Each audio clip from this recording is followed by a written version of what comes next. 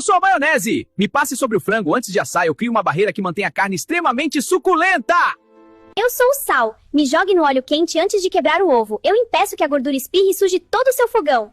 Eu sou o óleo de coco. Me use para refogar o seu arroz branco. Eu dou um brilho incrível e deixo os grãos muito soltinhos.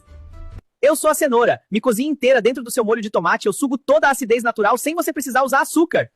Eu sou a casca de laranja. Me coloque no filtro junto com um pó de café. Eu dou um toque cítrico gourmet e perfumo sua manhã. Eu sou o papel manteiga. Me coloque no fundo da frigideira para fritar seu ovo, nada vai grudar e você não precisa usar óleo. Eu sou a água com gás. Me use para fazer a massa do empanado. Minhas bolhas de ar garantem a crosta mais crocante e leve da vida. Eu sou o açúcar. Me salpique de leve no bife antes de grelhar. Eu ajudo a criar aquela crosta dourada e deliciosa de restaurante. Eu sou o sal. Coloque uma pitada de mim no seu chocolate quente. Eu realço o sabor do cacau e deixo a bebida irresistível. Eu sou o purê de batata. Me adicione uma pitada de bicarbonato no final. Eu reajo com calor e fico leve como uma nuvem.